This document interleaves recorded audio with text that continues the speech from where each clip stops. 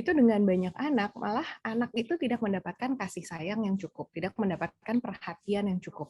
Akibatnya anak itu mencari kasih sayang itu di tempat lain. Memang perempuan tubuhnya memiliki kemampuan untuk bereproduksi, tapi itu bukan berarti semua perempuan harus menjadi ibu, karena kemudian dia memutuskan menjadi ibu atau tidak itu adalah pilihan. Jadi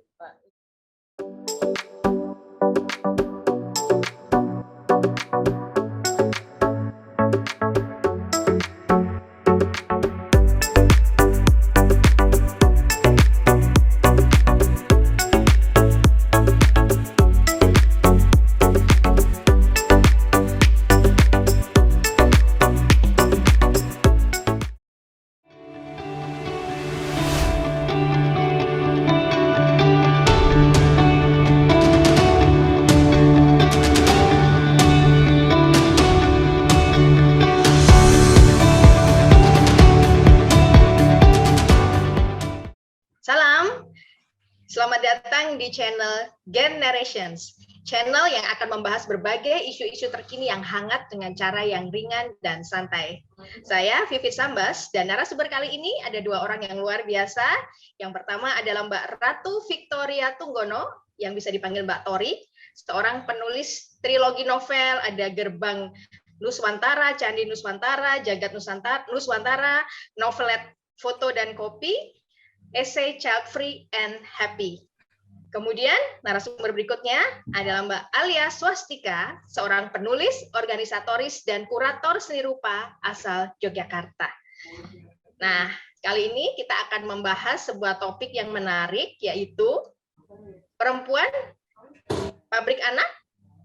Nah, kita sudah tahu ya bahwa beberapa waktu lalu, ya pertengahan Februari 2022 tepatnya, dari mertua Aurel Hermansyah mengimbau agar Aurel dapat lahiran normal, jangan secara sesar, karena dianggap ke depan akan lebih kesulitan untuk punya banyak anak. Sebelumnya saat pernikahan antara Atta Halilintar dan juga Aurel pada sekitar April 2021, Atta juga berwacana ingin punya anak banyak sampai 15, dan hal ini membuat kontroversi, banyak netizen juga marah, bahkan Komnas Perempuan juga menyampaikan bahwa perempuan bukan pabrik anak. Sementara budaya Jawa misalnya pernah mengatakan jika banyak anak banyak rezeki. Nah, seperti apa nih? Kita akan ngobrol-ngobrol santai tapi harapannya bernas dengan narasumber kita, dua orang yang luar biasa ini. Nah, sekarang saya persilakan langsung nih. Siapa mau duluan nih? Bagaimana pendapat dari Mbak Tori maupun Mbak Alia terkait isu Atta dan Aurel ini yang ingin punya banyak anak? Gitu. Gimana Mbak Tori? Aku duluan. Oke.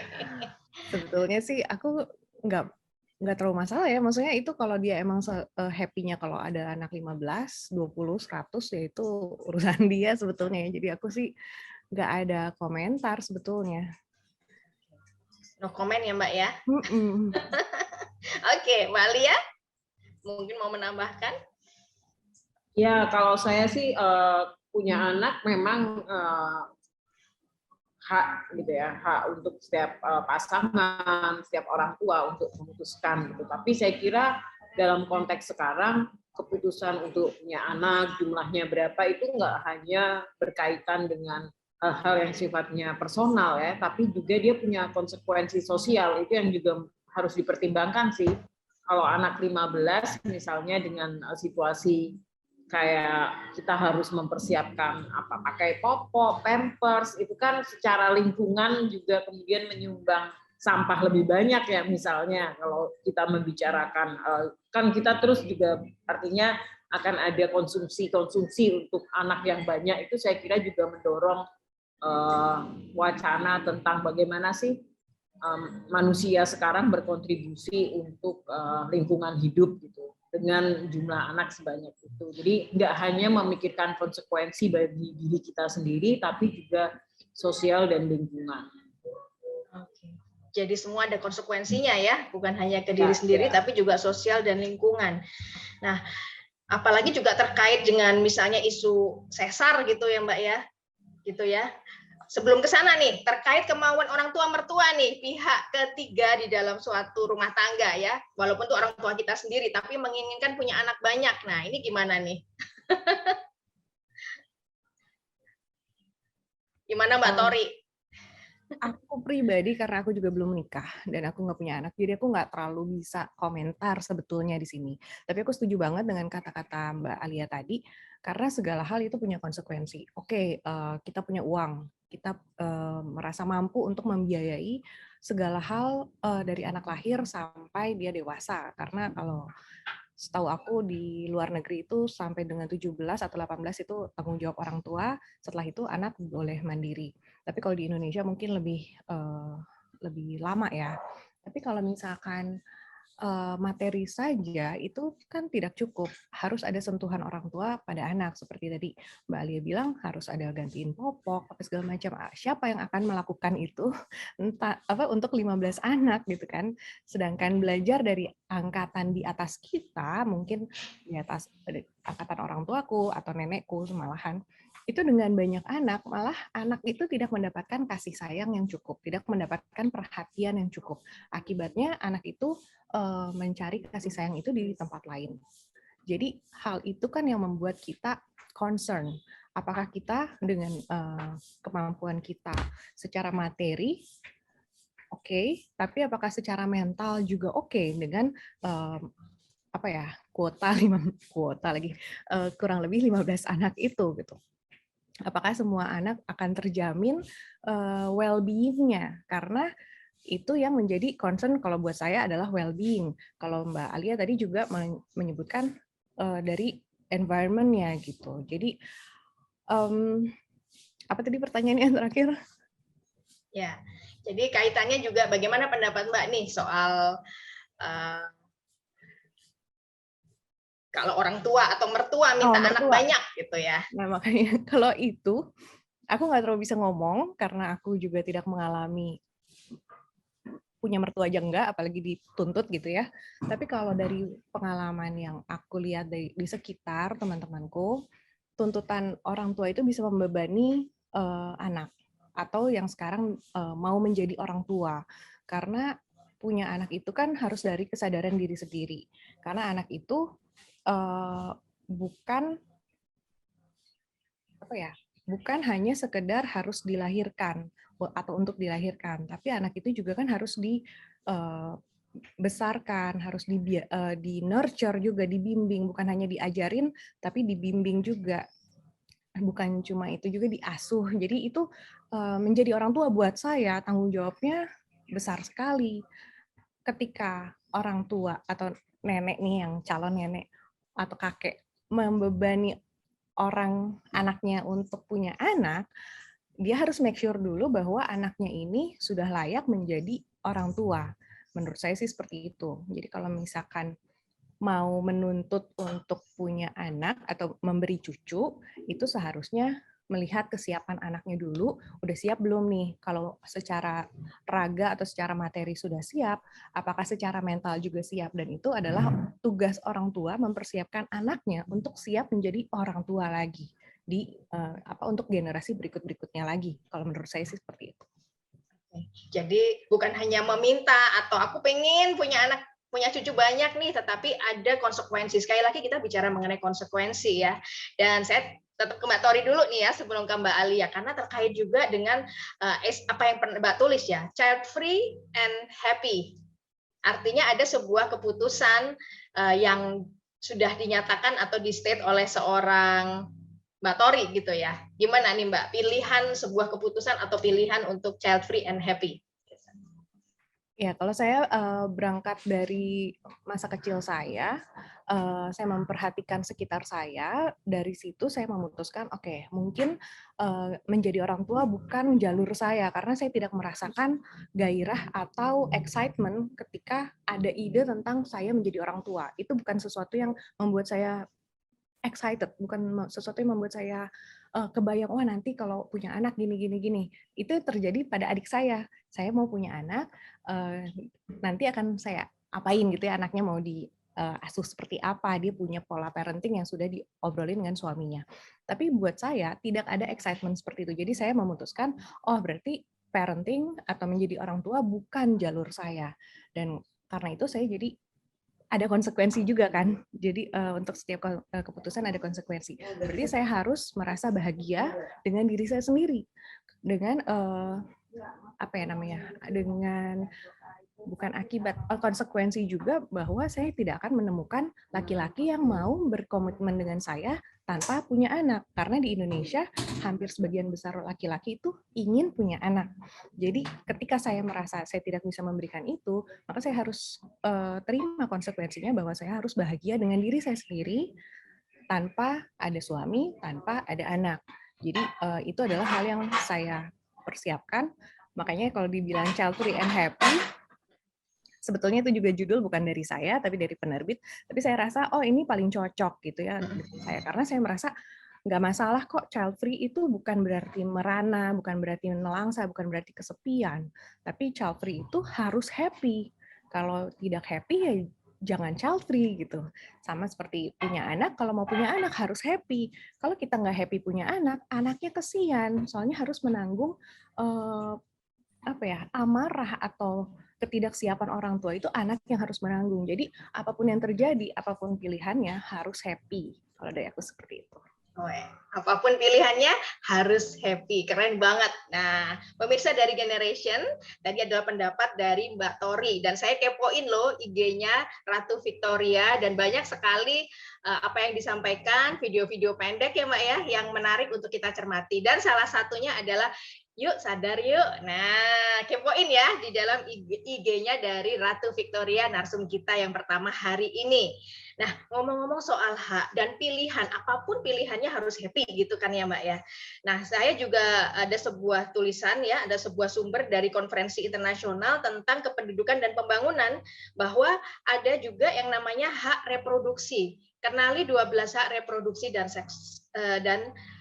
seksual, di mana salah satu haknya yaitu hak nomor 8 ya. Sahabat Generation bisa langsung cek aja ya. Di mana hak nomor 8 adalah hak untuk memutuskan mempunyai anak atau tidak dan kapan mempunyai anak. Nah, saya mempunyai seorang sahabat, sebut saja Mbak O gitu ya. Mbak O ini juga sempat saya minta untuk bisa memberikan masukan mengenai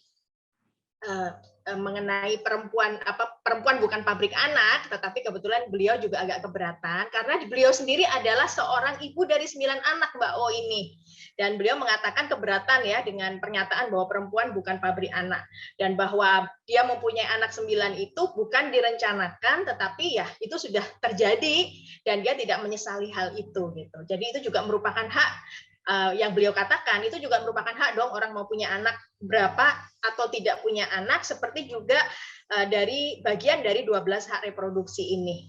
Nah, apapun pilihannya yang pasti harus happy dan ada konsekuensi. Itu sebenarnya sebuah kata kunci yang mungkin di baru beberapa menit ini kita sudah mulai dapat ya. Terima kasih Mbak Tori, dan selanjutnya kita akan ngobrol dengan Mbak Alia Swastika. Gimana nih Mbak terkait dengan hak kita untuk punya anak, tidak punya anak, maupun konsekuensinya nih. Termasuk boleh Mbak dipotret dari sisi budaya gitu ya, karena kan kalau zaman-zaman dulu mungkin nenek moyang kita itu anaknya banyak, dan bahkan ada konsep turun ranjang gitu ya. Jadi kalau istrinya mungkin kecapean punya anak banyak dan karena satu dan lain hal misalnya meninggal, biasanya turun ranjang ke adik gitu. Karena konsep banyak anak itu dulu, zaman dulu mungkin juga belum ada KB, selain dari kesehatan itu juga belum ada dukungan ya. Kemudian juga dari budaya mungkin, jadi orang wah kalau kita lihat tolah-toleh kanan kiri semua juga punya anak banyak, itu menjadi sebuah konstruksi sosial juga bahwa itu wajar-wajar aja punya anak banyak gitu ya. Dikaitkan dengan hal sekarang ini, kondisi sekarang yang berbeda, kita pingin dari pemerintah kan cukup 2 aja nih ceritanya gitu kan. Nah, tapi kita digoncangkan lagi dengan apa yang dikatakan Atta 15 anak. Nah, bagaimana dengan istri sendiri, perempuan sendiri atas hak atas ketubuhannya.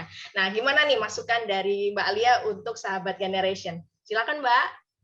Ya, bagi saya sendiri proses menjadi ibu, proses menjadi istri itu kan bukan sesuatu yang sifatnya itu konstruksi ya, seperti tadi Mbak Vivi bilang. Jadi selama ini kita seolah-olah menganggap itu apa takdir atau apa sih yang ya kan, jadi itu suatu keharusan yang muncul dari tubuh kita. Memang perempuan tubuhnya memiliki kemampuan untuk bereproduksi, tapi itu bukan berarti semua perempuan harus menjadi ibu, karena kemudian dia memutuskan menjadi ibu atau tidak itu adalah pilihan. Jadi seringkali kan kita dikatakan atau sejak kecil kita dididik bahwa semua perempuan akan menjadi ibu. Nah, saya kira sekarang pendidikan modern, pendidikan di lingkungan tertentu gitu ya sudah mulai menyebut bahwa menjadi istri, menjadi ibu itu adalah sebuah proses gitu. Nggak sesuatu yang tiba-tiba datang dari langit ya, tapi itu sesuatu yang berlangsung sesuai dengan proses hidup kita gitu. Nah, kalau saya sendiri memang nggak sejak awal kemudian ketika saya umur 20-an sudah memutuskan child free, itu enggak gitu. Jadi waktu itu saya mengalir aja gitu. Saya bekerja di dunia seni dan kemudian saya juga mendapat kesempatan untuk banyak bepergian ya, entah keluar kota, keluar pulau, keluar negeri, yang dengan sendirinya membuat saya cukup sulit untuk kemudian punya satu keluarga. Saya merasa secara teknis hidup saya lebih gampang untuk tidak punya keluarga gitu kan, untuk tidak punya anak gitu, karena memang saya mungkin sangat mencintai pekerjaan saya. Jadi kalau ada yang merasa anak itu sebagai object of affection kan, jadi perempuan ingin mengekspresikan rasa cinta, rasa sayang, kemudian juga insting untuk merawat gitu. Nah, saya merasa pekerjaan saya itu bisa menyediakan perasaan itu. Jadi ketika saya bertemu seniman, ketika saya ketemu dengan membuat pameran, saya merasa itu adalah the way I express my object of affection gitu. Jadi itu adalah semua hampir sama perasaannya dengan ketika saya mungkin punya keluarga ya. Jadi itu yang kemudian membuat saya memutuskan, oke, saya kayaknya lebih baik nggak punya keluarga deh. Jadi itu adalah proses hidup ya. Jadi kalau saya sendiri merasa menjadi child free atau juga memutuskan tidak menikah, itu nggak semata-mata mengikuti tren atau gaya hidup, tapi benar-benar bagaimana perempuan jujur merefleksikan proses hidupnya. Itu saya kira penting gitu. Jadi kita juga nggak harus memutuskan pada saat itu juga. Bahkan orang juga berubah. Nanti mungkin 10 tahun lagi saya memutuskan punya anak gitu, dengan segala stereotip soal umur, saya kira juga mungkin gitu. Jadi bagi saya setuju dengan Mbak Tori gitu ya. Saya sendiri merasa konten dan bahagia gitu ya dengan apa yang saya lakukan sekarang gitu. Dan suami saya sendiri karena dia sudah menikah sebelumnya, punya anak dari pernikahan sebelumnya, jadi tentu saja dia tidak memaksa, tidak meminta saya untuk punya anak lagi. Kebetulan juga ibu saya, mertua saya, mereka sangat paham. Ini yang menurut saya menarik ya. Mereka sangat paham bahwa saya sangat mencintai pekerjaan saya dan saya bahagia dengan itu. Nah, ketika mereka memahami itu, mereka nggak pernah nanya ke saya kapan punya anak, kok nggak hamil-hamil gitu. Karena mereka melihat bahwa bukan itu sumber kebahagiaan saya. Gitu. Jadi saya kira penting buat teman-teman perempuan untuk menemukan sumber kebahagiaannya dan menunjukkan, misalnya kalau dia memang memilih mau single, mau tidak punya anak, menunjukkan ke keluarga terdekatnya ya, entah ibu, mertua, nenek, orang-orang yang dekat, bahwa kalau kita bahagia dengan apa yang kita lakukan dengan diri kita sendiri, mereka akan percaya bahwa oke, kita nggak perlu menuruti tekanan sosial hanya untuk menjadi normal gitu ya. Sekali lagi konstruksi sosial ya Mbak, dan pilihan kita untuk menjadi diri kita sendiri dengan berbagai konsekuensinya, memahami sumber kebahagiaan dan lepas dari konstruksi sosial bahwa harus nikah misalnya dan proses hidup ya. Jadi bisa jadi berubah, kita kan nggak ngerti ya. Gitu. Ya, sebuah proses yang atau perjalanan dalam kehidupan ini ya Mbak ya, sampai dengan sebuah keputusan-keputusan gitu ya. Oke. Baik, menarik sekali obrolan kita hari ini, dan Mbak Lia nih, karena Mbak Lia juga seorang kurator seni gitu ya. Apakah ada nih Mbak, karena biasanya seniman ini kan mengekspresikan kegelisahan-kegelisahan baik pribadi maupun apa yang dia potret dari sistem nih. Ada nggak seniman perempuan yang mencoba mengekspresikan terkait dengan anak, reproduksi, termasuk kalau kita bicara di dunia patriarki ya di Indonesia gitu ya, stereotyping mengenai marginalisasi perempuan, subordinasi, beban ganda, bahkan nggak ganda lagi lah, macam-macam gitu ya. Kira-kira siapa nih Mbak kalau sahabat generation ingin tahu lebih lanjut mengenai seniman yang mencoba mengekspresikan hal ini gitu. Ya, ada cukup banyak sih ya. Biasanya kalau saya melihat seniman perempuan itu cenderung mengekspresikan pengalaman personal dalam hidupnya ketika membuat karya. Jadi ada banyak teman-teman saya yang ketika kemudian melahirkan, punya anak, menjadikan inspirasi dari proses itu sebagai satu periode dalam karyanya. Jadi nggak terus-terusan berbicara tentang itu ya. Seniman sendiri ketertarikannya kan luas gitu. Misalnya dulu ada teman saya namanya Teresia Agustina. Jadi ketika pengalaman tubuhnya berubah dari tidak punya anak menjadi punya anak, mengalami proses kehamilan, proses melahirkan, yang itu kan membuat memori ya, menciptakan memori dalam tubuh gitu. Dan dia ingin membagi pengalaman itu ke audiens. Jadi ada satu periode ketika karya-karyanya itu banyak menggunakan figur bayi. Jadi anaknya itu kemudian menjadi patung, kemudian dia banyak melukiskan relasi antara dirinya sendiri sebagai ibu muda dengan bayi, dengan anak perempuan. Gitu. Lalu juga kalau kita bicara lebih luas, nggak hanya pengalaman perempuan sebagai ibu, misalnya kalau yang cukup melegenda gitu adalah cerita dari seniman Bali namanya I Gusti Kade Ayu Murniasih. Itu banyak berbicara tentang tubuh perempuan itu sendiri, tapi dia mencoba untuk menolak tabu ya. Kalau dulu kan kayaknya kalau kita menggambar perempuan telanjang, kita menggambar tubuh perempuan, organ vital perempuan itu seolah-olah pornografi atau dilihat sebagai sesuatu yang tabu. Nah, Murniasih ini dari Bali dia berusaha untuk mendobrak tabu itu dan menceritakan pengalaman perempuan yang banyak berkaitan dengan kekerasan seksual gitu. Jadi ada banyak ya seniman-seniman perempuan yang membagi pengalaman hidupnya sendiri dan pada saat yang sama mengajak kita untuk membangkitkan memori kita tentang tubuh kita sendiri. Saya kira seni itu fungsinya di situ. Jadi dia menggali memori tapi juga memancing imajinasi kita di masa depan kehidupan perempuan akan seperti apa. Oke. Baik, terima kasih. Mbak Alia kelihatan langsung berbinar-binar ngobrolin soal seni nih. Karena sebagai kurator seni kayaknya memang sumber kebahagiaan. Balik lagi dengan harusnya ada foto-fotonya ya, karya-karyanya. Tapi karena tadi nggak tahu akan ditanyakan. Langsung ada perubahan state ini Mbak, begitu. Karena memang ini kayaknya seni, kurator seni ini menjadi sebuah calling yang memang sumber kebahagiaan Mbak Alia. Kelihatan sekali ini tadi Mbak menyampaikannya dengan excited gitu ya, apa yang dikatakan tentang I Gusti Kade Ayu Murniasih, karyanya itu state-nya langsung beda begitu apa ya, that's your source of happiness I think, dan kita semua bisa melihatnya gitu. Saya aja ikut merinding nih. Ekspresif. Oke, baik, terima kasih nih. Kita juga nyinggung juga nih mengenai sesar ya, pilihan untuk jangan sesar deh gitu kan ya. Saya sendiri karena beranak 3, nomor 1 23 tahun, nomor 2 20, laki-laki beda jauh. Baru dari pernikahan kedua saya dapat yang bungsu ini 8 tahun perempuan gitu ya. Dan yang ketiga ini harus sesar karena itu sudah merupakan keputusan dokter karena saya plasenta previa gitu ya. Nah, terkait itu untuk melengkapi perspektif kita terkait dengan bahasan hari ini perempuan apakah pabrik anak, kita juga simak nih dari narasumber kita Bapak Dokter nih ya.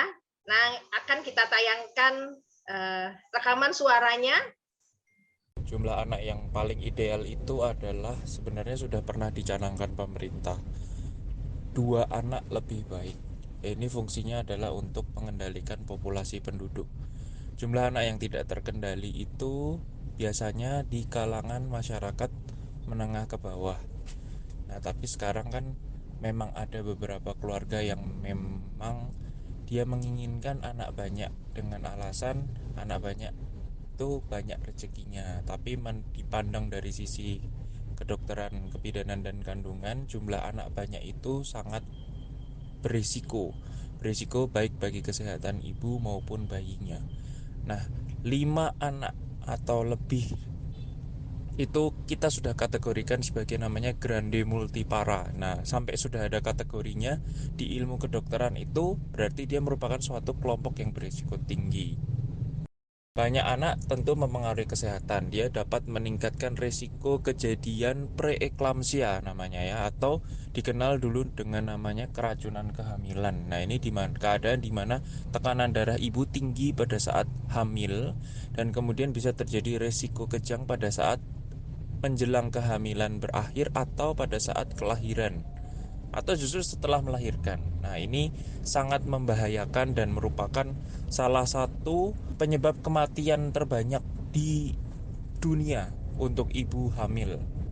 Kemudian justru nggak punya anak juga tidak baik, sama tidak baiknya. Perempuan itu sudah diciptakan Tuhan sedemikian rupa sehingga dia itu harus atau lebih baik untuk melakukan kegiatan reproduksi karena sel telur atau indung telur yang dibiarkan tanpa ada suatu proses kehamilan itu dapat mengakibatkan resiko kanker ovarium ya. Jadi kanker indung telur, cancer ovarium itu meningkat dan ini terjadi banyak pada perempuan yang tidak memiliki anak atau belum pernah hamil.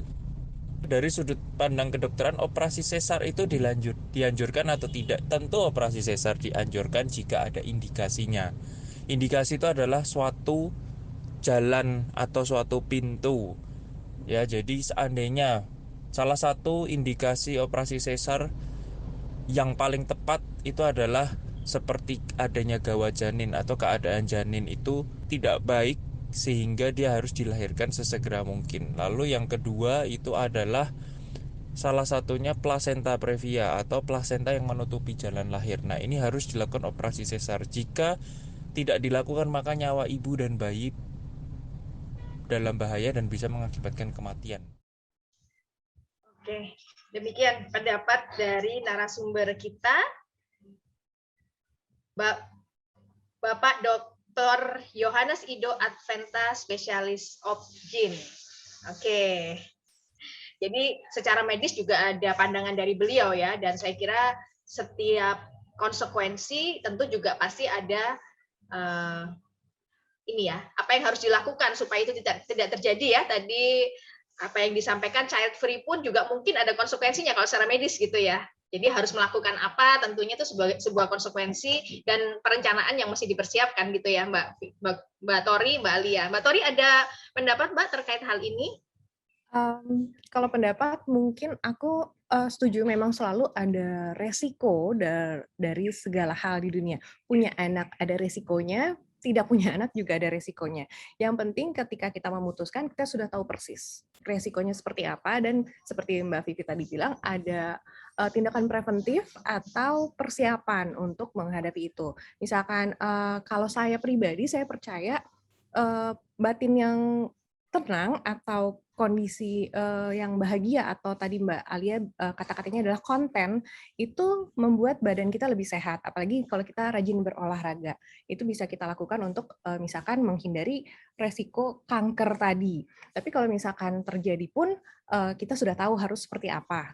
Jadi itu kalau buat saya pribadi, saya sudah tahu resiko seperti itu, dan menurut saya itu worth untuk saya ambil, seperti orang-orang yang punya anak, tahu resikonya punya anak, dan mereka tetap mengambil keputusan itu dengan resiko itu, karena menurut mereka punya anak itu worth it gitu, sebanding dengan resiko yang dihadapi. Maka dengan keputusan yang sama juga, saya pribadi memilih child free dengan kemungkinan resiko tersebut, tapi saya menjalani itu dengan sadar, maka saya tidak keberatan untuk menjalani. Jadi saya tidak karena ketakutan, Jangan sampai kalau takut kanker, maka oke deh saya punya anak deh karena saya takut kanker. Karena kalau punya anak pun masih ada resiko kanker yang lain. Misalkan bukan ovarium, mungkin kanker jantung atau kanker apa. Karena itu kita tidak tahu. Jadi yang penting adalah bagaimana kita menjalani kehidupan dengan sebaik-baiknya, tetap sehat dengan cara kita masing-masing, dan itu akan mengurangi resiko. Walaupun masih ada resikonya, tapi setidaknya tidak sebesar yang diperkirakan. Seperti itu. Baik, terima kasih Mbak Tori. Mbak Alia, ada yang mau disampaikan terkait hal ini? Mbak Alia, ada masukan atau pendapat? Ya, saya setuju ya. Jadi kalau kita bicara resiko, pasti semua hal yang kita pilih dalam hidup kan ada resikonya gitu. Dan kalau sumber kanker, saya kira sekarang ada banyak sekali ya. Bukan berarti kalau kita memilih tidak punya anak, kemudian kalau kita memilih punya anak, kemudian bebas dari resiko kanker kan enggak juga gitu. Saya kira pilihan-pilihan yang punya konsekuensi biologis kan selalu bisa dilihat dengan kita bisa kontrol yang cukup rajin, atau kita juga bisa menjaga tubuh kita sendiri sehingga tetap sehat gitu. Sekarang ada banyak sekali fasilitas untuk kita bisa mendeteksi kanker lebih cepat gitu ya. Dan saya kira juga pola hidup yang lain pun sama punya resikonya gitu. Cara kita makan, apa yang masuk ke dalam tubuh kita, mungkin kebiasaan untuk begadang, kalau di kesenian kan gitu ya, kita sering begadang sampai malam banget, itu semua punya resiko. Jadi bukan hanya keputusan untuk tidak punya anak aja yang menimbulkan resiko ke tubuh kita. Jadi kalau saya sendiri nggak terlalu berpikir ke arah situ ya, karena yaitu semua hal dalam aktivitas kita tuh sebenarnya punya resiko untuk tubuh sih. Ya, baik. Terima kasih Mbak Alia. Kembali lagi pada kita ya, sebagai seorang perempuan dengan kerahiman kita gitu ya. Dan bahwa ibu mungkin bisa jadi kalau kita dibilang ibu, peran ibu, ada juga ibu biologis, tetapi dia tidak mengurusin anaknya. Yang menjadi ibu atau ibu yang ngopeni apa yang merawat anaknya justru orang lain. Jadi itu juga apa ya, bukan hanya ibu yang melahirkan, tetapi peran seorang ibu. Saya kira mungkin jiwa keibuan ini, saya melihat bahwa semesta ini menitipkan rahim kepada kita ini juga merupakan sebuah simbol gitu ya, bukan semata ibu biologis gitu, apalagi dengan pilihan-pilihan yang terbuka saat ini untuk menjadi child free and happy gitu ya, tetapi juga ini simbol apa ya, kasih sayang saya kira. Karena kenapa perempuan dikasih rahim gitu ya, karena mungkin melahirkan ide, melahirkan sesuatu, melahirkan karya yang bisa berdampak bagi banyak orang. Seperti tadi juga mungkin saya lihat Mbak Alia karena sangat into terhadap profesinya, justru itu juga rahim melahirkan atau karya-karya yang luar biasa yang bisa lebih berdampak atau dampaknya bahkan bisa lebih besar. Karena itu semua juga pilihan-pilihan dalam hidup ya.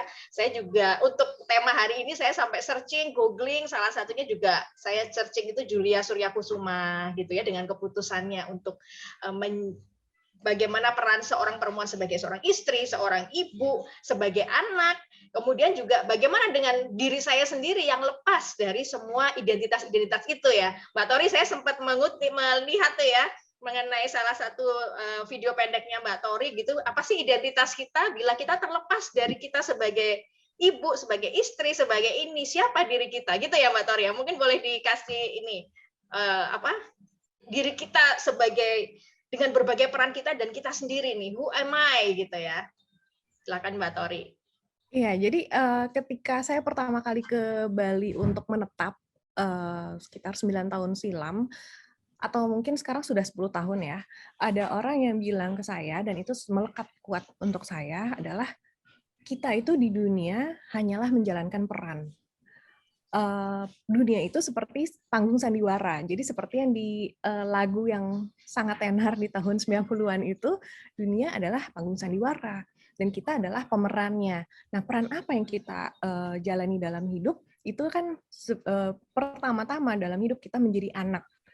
Setelah menjadi anak, kita menjadi teman, kita menjadi kakak atau menjadi adik, lalu menjadi murid. Setelah menjadi murid, baru kita menjadi pekerja atau karyawan, lalu menjadi bos misalkan, atau leader, atau apapun itu dengan profesi. Jadi kita punya banyak sekali peran dalam hidup. Nah, terlepas dari peran itu kan kita harus tahu siapa diri kita, apa yang membuat kita bahagia, karena bahagia itu tidak bisa kita cari di mana-mana, tidak bisa kita tuntut dari orang lain, itu semua harus dari dalam diri. Jadi menurut saya, temukan dulu kebahagiaan itu, seperti tadi Mbak Alia menemukan kebahagiaannya adalah di seni, dan dia bertemu dengan orang-orang yang berkesenian, itu membuat dia excited, itu membuat dia bahagia. Dan seperti saya bahagia ketika saya dikelilingi dengan orang-orang yang juga mau ngobrol dengan apa ya, sesuatu yang lebih bigger than that gitu, maksudnya lebih dari cuma gosip. Itu kan saya lebih senang kalau kita ngobrolin tentang ide, kita how to make it better, how to make ourselves better. Saya senang sekali buku-buku self help soalnya. Jadi temukan dulu kebahagiaan itu tanpa anak, tanpa suami, tanpa istri, tanpa orang tua, tanpa pekerjaan, siapa diri kita. Nah, ketika kita sudah tahu kebahagiaan kita, maka kita memenuhi dulu kebahagiaan kita, baru kita bisa membuat orang lain juga ikut bahagia. Jadi untuk saya paling penting adalah ketika kita mau punya anak, kita sudah selesai dulu dengan diri kita. Jangan sampai semua trauma-trauma kehidupan kita waktu masih kecil atau beranjak dewasa, itu kita limpahkan pada anak. Karena itu yang banyak terjadi. Anak itu menjadi korban atau jadi pihak yang dilemparin trauma-trauma orang tua gitu. Dan itu yang membuat anak-anak zaman sekarang lebih, kan anak-anak zaman sekarang, aku mungkin di bawah aku 20 tahun mungkin ya sekarang ya, kan sudah lebih aware dengan mental health daripada ketika saya masih SMA, itu saya tidak kenal yang namanya mental health. Tapi anak-anak zaman sekarang sangat mengenal kata-kata mental health, dan mereka juga punya tingkat kritis yang lebih tinggi daripada zaman saya, apalagi zaman sebelum saya. Jadi saya rasa penting bagi kita untuk fokus ke diri kita sendiri dulu, baru kita bisa memberikan apa yang kita punya pada orang lain. Karena kalau kita sendiri kekurangan, yang keluar dari kita hanyalah akan menyakiti orang lain atau mengganggu malahan gitu. Oke.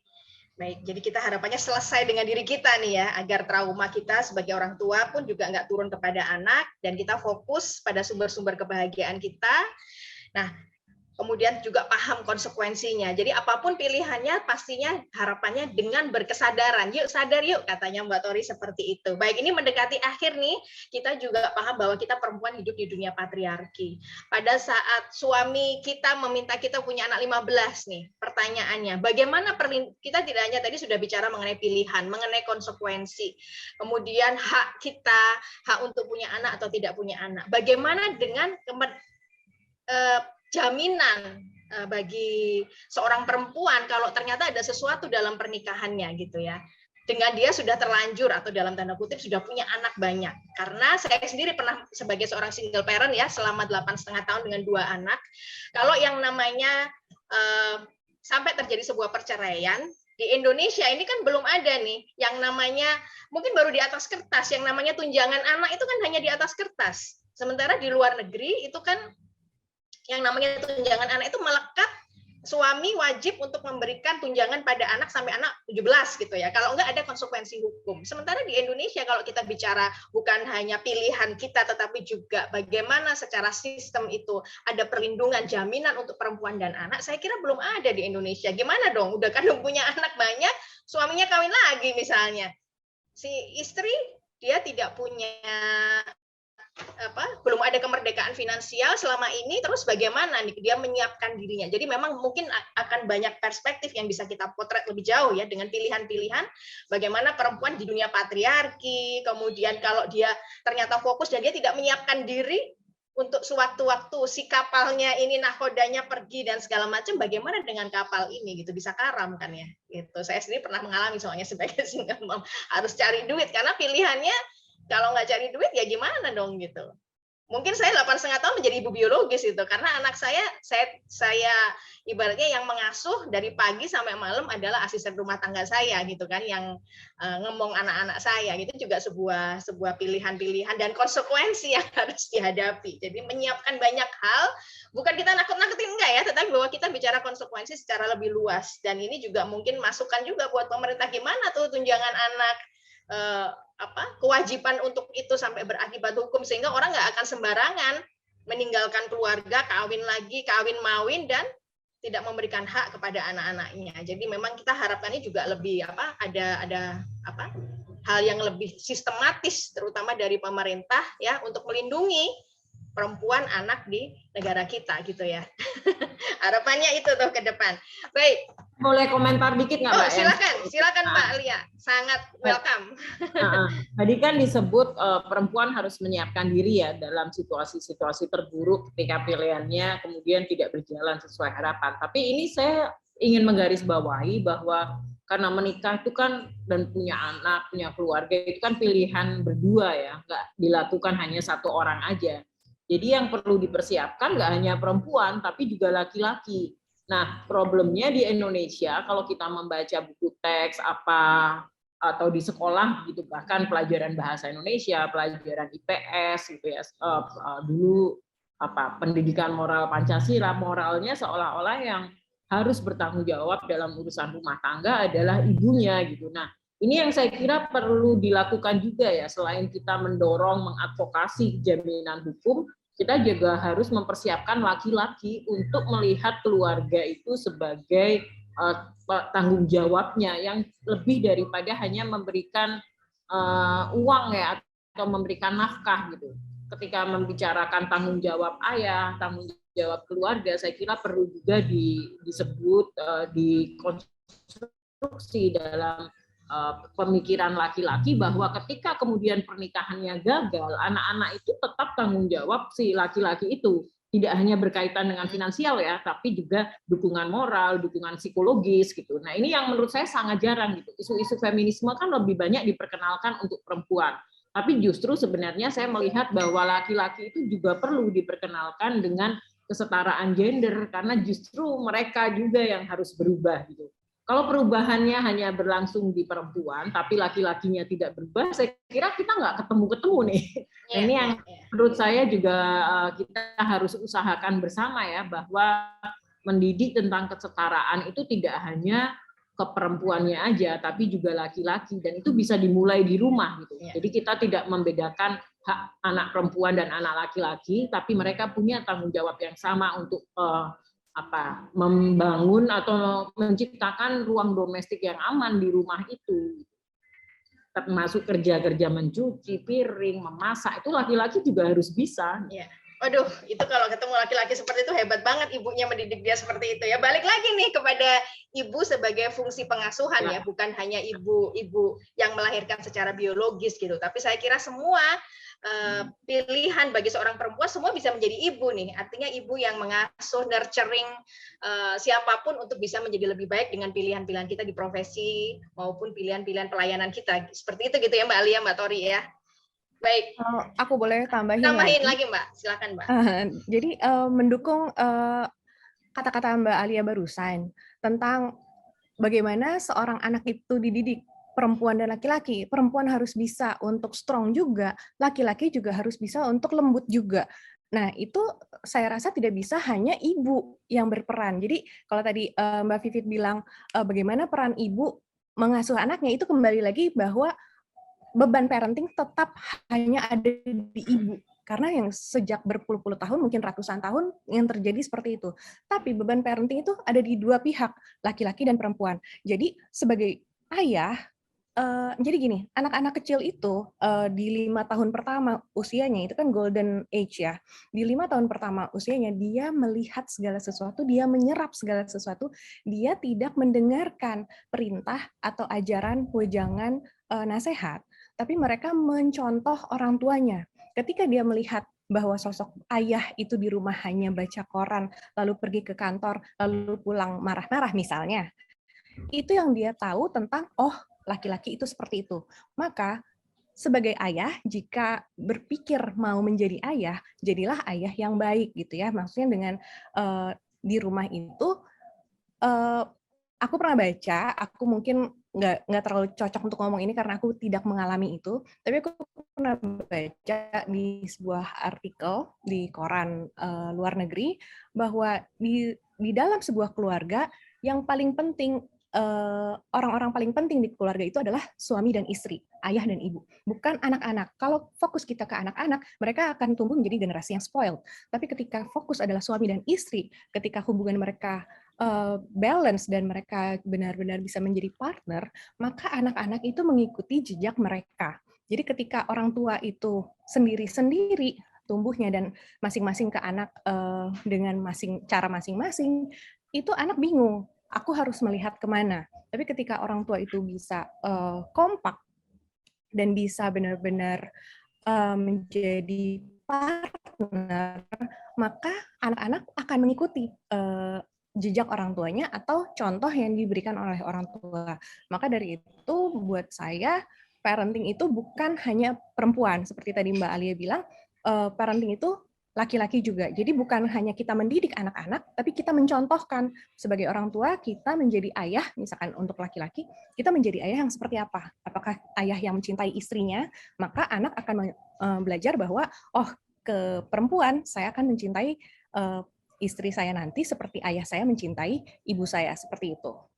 Oke, mantap kali. Jadi memang ada kekompakan ya, sekali lagi diingatkan oleh Mbak Tori bahwa pengasuhan bukan hanya ibu, tetapi ayah dan ibu.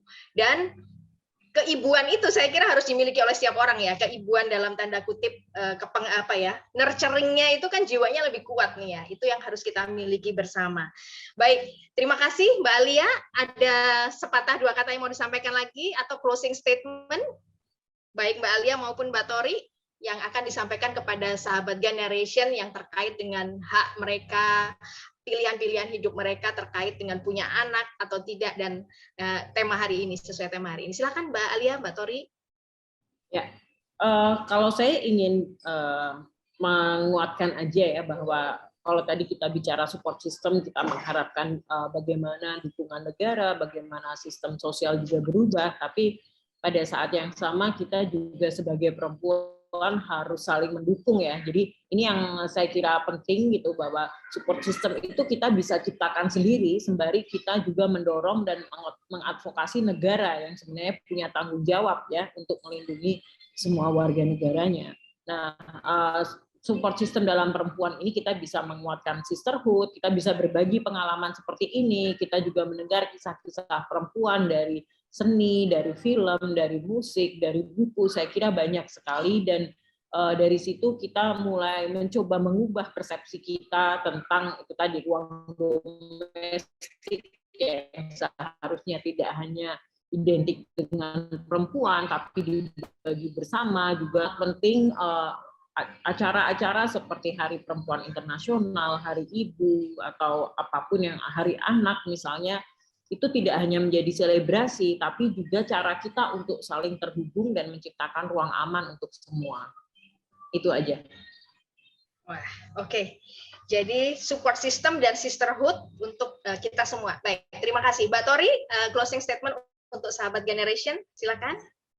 Aku mau keep it simple ya, karena semua sudah disampaikan oleh Mbak Alia juga barusan. Buat aku adalah, kembali lagi tadi seperti Mbak Vivi tadi bilang, kita hidup sadar aja, sadar peran kita itu seperti apa. Saat ini kita menjadi perempuan, oke, kita sadar kita punya kodrat melahirkan, itu ada di biologi kita, di tubuh kita sudah ada. Tapi kita punya pilihan untuk seperti tadi, pilihan untuk mau menggunakan organ reproduksi itu atau tidak. Nah, kalau tidak, lalu apa? Oh, aku bisa berkontribusi aku adalah lewat tulisan atau lewat video-video aku yang aku bikin. Mbak Alia dengan keseniannya. Jadi kita selalu punya karya. Jadi misalkan ukuran perempuan itu harus melahirkan atau harus menjadi ibu, itu akan menjadi luas sekali, karena makna ibu itu ya seperti dari Mbak Vivit bilang kan, jangan-jangan orang-orang kebanyakan hanya menjadi ibu biologis, bukan ibu mental ya. Kalau di Amerika kan ada yang namanya rich dad, poor dad gitu ya. Ini ada yang benar-benar ibu yang seperti apa nih kita. Nah, bisa jadi ketika kita tidak memilih untuk tidak punya anak, bisa jadi kita malah menjadi ibu bagi lebih banyak orang, bagi anak didik kita mungkin, atau bagi seperti Oprah Winfrey, dia menjadi ibu bagi banyak sekali anak-anak di Afrika karena dia mendirikan sebuah sekolah untuk anak-anak.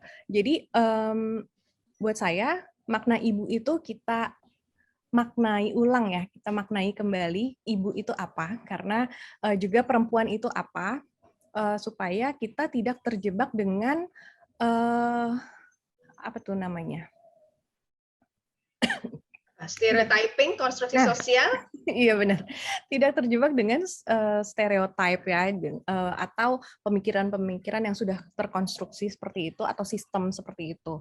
Jadi kita mau melihat lagi makna. Tadi aku bilang aku mau singkat, tapi ternyata jadi luas sekali. Kita lihat lagi tentang perempuan, tentang ibu itu seperti apa. Apakah hanya makna fisiknya saja, atau kita bisa lebih ke hakikat atau ke makrifatnya mungkin dari situ. Jadi apapun pilihan kita, mau punya anak, mau menjadi pabrik anak, itu kan hanya label ya.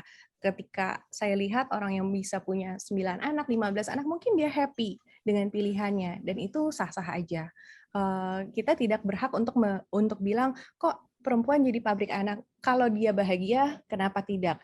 Kalau kita tidak bahagia dengan tidak punya anak juga, kenapa tidak? Jadi yang pasti semuanya harus berdasarkan keputusan yang sadar bahwa menjadi orang tua, menjadi tidak orang tua itu adalah keputusan masing-masing, dan yang penting happy.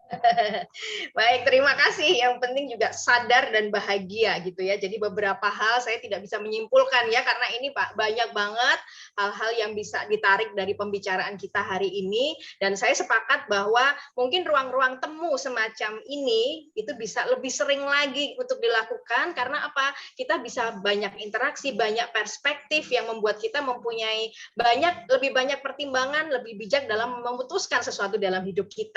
Dan mungkin semua manusia adalah ibu yang melahirkan karya-karyanya gitu ya. Jadi kita tunggu nih karya berikutnya dari narasumber kita yang hebat berikut hari ini, yaitu Mbak Tori dan Mbak Alia, untuk melahirkan karya-karya berikutnya yang harapannya tentunya bisa memberikan manfaat bagi sesama. Oke, dan saya ada apa ya, sadar, proses, konsekuensi, harmoni, itu mungkin juga beberapa kata kunci yang bisa kita ambil dari obrolan kita pagi ini. Dan saya izin mengutip pidato dari Bung Karno ya. Jadi beliau pernah mengatakan bahwa seorang perempuan bukan hanya ibu bagi anak-anaknya, tetapi juga ibu bagi masyarakat dan ibu peradaban. Dan semua manusia bisa jadi ibu. Menanti kita semua untuk melahirkan karya-karya kita bersama yang bermanfaat. Terima kasih untuk Mbak Alia, sekali lagi Mbak Alia Swastika dari Yogyakarta, dan Mbak Tori yang saat ini ada di Bali ya. Dan terima kasih sekali, dan terima kasih ya atas waktunya. Dan kita juga punya kanal yang membahas berbagai hal tentang perempuan di website wanitanusantara.com dan Instagram perempuannusantara.id. Kita ketemu lagi di video-video generation selanjutnya ya. Jangan lupa like, komen, dan subscribe. Saya Vivit Sambas, ngutip dari Mbak Tori. Yuk, sadar yuk. Terima kasih. Terima kasih. Terima kasih sekali lagi. Terima kasih, bye.